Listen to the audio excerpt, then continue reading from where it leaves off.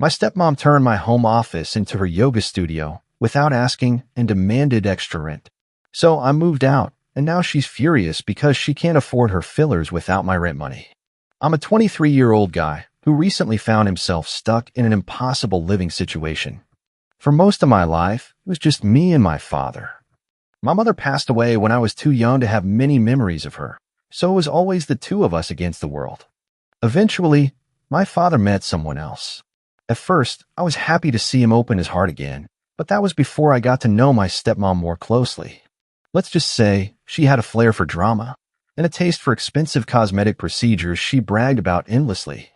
After I finished high school, I took a few odd jobs, saved up, and eventually started renting the upstairs portion of my father's home. It wasn't an official lease arrangement, but I paid a fair monthly rate, split utilities, and tried to be respectful of the shared spaces. It worked out okay in the beginning, though I could see signs of my stepmom's controlling behavior. She was always in my business, making snarky comments about my mess, or asking why I wasn't paying more when I had a full room and bathroom. But I tried to keep the peace for my father's sake. He was just relieved we weren't all screaming at each other, so he usually stayed out of any disagreements. Once the pandemic hit, my job shifted into something I could do mostly from home. Now, I'm not a techie or an engineer, but I do remote-based tasks and marketing support. I needed a private workspace for calls and document reviews. I decided to transform a small spare room upstairs into my home office. It was a cramped space, but I filled it with a desk and shelves to stay organized. My stepmom never seemed to care. She hardly went up there anyway, preferring to host her friends downstairs, bragging about her daily yoga routines and whatever fancy treatment she had planned next. Things changed drastically one day when I came home from a short work trip to find the spare room had been cleared of all my office furniture. My notes, my laptop stand, my books, everything was piled haphazardly in a hallway. Instead, the room was filled with yoga mats, a giant mirror, and some generic motivational posters about inner peace. I nearly dropped my suitcase in shock. Apparently, my stepmom had decided it was now going to be her new yoga studio and wellness retreat. I marched downstairs and confronted her. She barely glanced up from her phone before telling me, "I needed the space and you weren't here to ask, so I made an executive decision." I told her she had no right to remove my belongings, especially since I was paying rent for that space. She just gave me a dismissive wave. "You're using your bedroom anyway," she said. "I have important yoga clients who need a serene environment." I asked her what I was supposed to do about my work-from-home needs. She shrugged and suggested I set up a folding table in the living room if I had to. When I argued that I needed privacy, she snapped, "Then pay more rent for a bigger portion of the house." The entitlement was dizzying. Here I was, already contributing, and she decided out of nowhere she deserved extra money to let me keep using a room I'd been occupying for months. That night, I tried to have a calm talk with my father. He looked exhausted. He admitted that my stepmom had been pestering him about finances. She wanted more income to fund her fillers, as well as a new yoga certification course, and she figured charging me more was the easiest solution. My father seemed torn, but he didn't stand up for me either. "Just try to compromise," he said softly. Compromise? She'd thrown out my entire home office setup. I went to bed fuming, unsure how to proceed, but one thing was clear: her greed wasn't about to stop unless I put my foot down. The next morning, I confronted my stepmom in the kitchen, hoping to settle this mess before it grew into a full-scale feud. She was making a smoothie, wearing fancy workout gear, scrolling through her phone. I waited for her to finish blending, then said, "We have to talk about that room. I need it for work. We had an arrangement, and I'm paying rent that covered access to that space." She pressed her lips together, then snorted. "You call a few $100 covering it? You're getting an incredible deal, living in a large house with all these amenities." I tried to point out that I've been paying regularly for months, covering my share of expenses, plus a little extra each month out of respect. She rolled her eyes. "So what? I'm the one stuck with the bills, the taxes, and I don't see enough compensation from you." I reminded her that my father and I had agreed on this arrangement long before she moved in. She just shrugged. "Things change, darling. If you want to keep that spare room as your personal office, you need to cough up an additional fee." She then rattled off some absurd figure, essentially doubling what I already paid. My jaw nearly hit the floor. It was like she had no regard for common sense or fairness. When I said there was no way I'd pay that, she gave me a sugary sweet smile. Well, then your father and I will just have to look into alternative living arrangements for you. She clearly thought she could strong-arm me. And honestly, I might have been stuck if I had no other options. But I'd been saving money, and I had a job that could be done from anywhere, so I wasn't powerless. Later that evening, I got a text from her, a formal-looking demand for rent adjustment, stating I had 1 week to accept the new rate or vacate the spare room. I was livid. I forwarded it to my father, pleading with him to see reason. He texted back, "Let's keep the peace. Maybe we can split the difference." My heart sank. He was so beaten down by her relentless demands that he was willing to let her bulldoze me. By the end of that week, my stepmom had started teaching mini yoga sessions in the new studio, blasting relaxation music that reverberated through the whole second floor. I could hardly get any work done with her clients chanting and giggling about how spiritual they felt. Worse, my father tiptoed around, pretending everything was normal. My stepmom even teased me in front of her yoga buddies, saying he might as well join us since he can't afford his own space. Finally, I'd had enough. I went online and searched for any apartment or shared rental that fit my budget. By some stroke of luck, I found a decent place not too far from my job's main office, with a roommate who seemed chill. It would mean a slightly longer commute for in-person days, but at least I'd have a bedroom I could convert into my workspace without dealing with a controlling stepmom.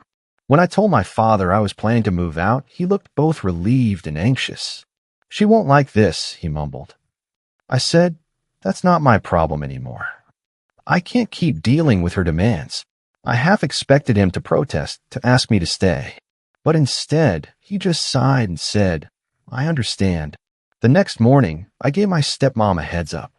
I told her I'd be out by the end of the month. Her eyes went huge, and she accused me of abandoning the family. She then tried to guilt-trip me, whining about how she needed the rent money for important self-care. She let slip that her cosmetic procedures wouldn't pay for themselves. That's when it hit me. She wasn't concerned about house bills. She just wanted extra funds to maintain her image.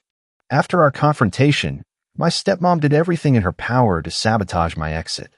She suddenly started imposing random house rules about moving boxes through certain hallways or only being allowed to pack my stuff at designated times. It was ridiculous. She even threatened to charge me for damage to walls if I so much as brushed a piece of furniture against them. Meanwhile, I started quietly boxing up my belongings.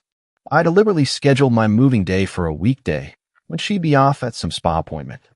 My father offered to help, but I suggested he keep his head down to avoid her wrath. I could manage on my own or ask a friend for assistance. I could tell my father felt ashamed for not standing up to her. But I also saw the resignation in his eyes. He long ago decided to pick his battles, and this wasn't one he was prepared to fight. As my move-out day approached, my stepmom began hosting early morning yoga classes that conveniently spilled over into the shared hallway upstairs, blocking my path. She'd pretend not to notice me waiting, lugging boxes of my stuff. Her clients gave me sympathetic looks, but didn't intervene. She must have told them some embellished tale about how I was mooching off her household, because one woman tried to give me a lecture on respecting my elders. I just ignored it and kept packing. A couple of days before my official move, I noticed my car's tires looked suspiciously low on air. One was completely flat. I found a small nail embedded in it, though I couldn't be sure how it got there. Part of me wondered if it was a coincidence or if my stepmom, in her desperation, had stooped to petty vandalism. I had no proof, but given her mounting hostility, it wouldn't shock me. I changed the tire, got the old one patched at a local shop, and decided not to confront her about it. By that point, I just wanted out. No more drama, no more entanglements. On my final night in the house, she cornered me in the kitchen. Her tone was strangely calm, almost sweet. "You know, you don't have to move," she said, batting her eyelashes. "If you agree to the rent increase and apologize for the trouble you've caused, we can work this out." It took everything in me not to laugh at her audacity. "I'm not changing my mind," I told her. "I found a better place, and I won't be forced to pay for a room you hijacked for your yoga classes." She dropped the sweet act instantly. Her face twisted into a scowl as she hissed, "You're making a huge mistake. Where else will you find such a nice home at that price?" I didn't bother responding. I just walked away. My father peeked around the corner, gave me a sorrowful look, and retreated to his room. I could sense he was dreading what would happen once I was gone, knowing her temper would eventually turn on him. The next morning, I loaded the last of my boxes into my friend's pickup truck and handed my father a final envelope with some cash covering the last portion of rent. My stepmom stomped outside, demanding to know if that included her yoga studio fee. I ignored her. She fumed, ranting about how ungrateful I was, how I was abandoning the family, and how she might have to cut back on her regular touch-ups. I quietly got in the truck, waved goodbye to my father, and drove off. Despite the stress, I felt an enormous weight lift from my shoulders. I was done living under her roof. I found my own place, a modest apartment with a decent-sized bedroom that doubled as my new office. It wasn't luxurious, but it was mine, free from her intrusive behavior. A couple of weeks after I'd settled into my new apartment, my father called to tell me my stepmom was furious, complaining constantly that she missed my rent money. Apparently, with me gone, she didn't have the extra funds she needed for her expensive filler treatments. She was nagging my father to pay for them, which caused bigger fights. She'd even demanded he call me and ask me to move back, but he refused. He tried to keep the peace, but she kept pushing, going so far as to claim I owed them loyalty payments for raising me. The entitlement was off the charts. One day, I got a frantic text from my stepmom. "You must come back. I'll give you the office again. No questions asked." She followed up with a voice message about how my father's salary alone couldn't sustain her lifestyle. I never heard her sound so desperate. But I wasn't about to let her reel me back in just because she couldn't fund her beauty appointments. I politely declined, explaining I was happy in my new place. That triggered a string of angry texts in which she accused me of being a selfish brat. I blocked her number after that. My father, meanwhile, apologized for not intervening earlier. I told him I understood, but I also warned him that her manipulative tactics would only escalate if he let them slide. He sighed and admitted he created this situation by letting her run wild with finances and demands. Still, I felt sorry for him. He seemed trapped in a cycle of appeasing her. Within another month, word got around that my stepmom's yoga classes were struggling. People in the neighborhood complained about the loud music and the strong incense smell. Without my monthly rent, she was trying to turn her studio into a more professional business to cover her personal expenses, but she lacked the expertise and a proper license. She even tried to pester my father to get the local permits for her, but from what I heard, it was a bureaucratic mess. No one was signing up, and her reputation had grown toxic because of how she treated people. I wish I could say I felt sorry, but the truth is, she was reaping the consequences of her entitlement. She had forced me out with her demands, alienated clients with her abrasive personality, and lost the steady trickle of income one provided. Now she was stuck with a half-finished yoga studio, no renters, and a budget that couldn't accommodate her high-end fillers. It was a perfect storm of her own making. Meanwhile, I thrived in my new environment. My apartment was peaceful, and I could finally focus on my work without distractions. I even added a small work desk nook with some houseplants to keep the vibe calming. My job performance improved, and I started taking on extra projects, earning more than I ever did under her roof. With the stress gone, I realized just how much her negativity had weighed me down. My father visited me once to see my new setup. He looked around, impressed by how I'd organized my space. I could tell he felt a mix of pride and sadness. We chatted about life, and he confessed that things at home were tense. My stepmom was still ranting about me.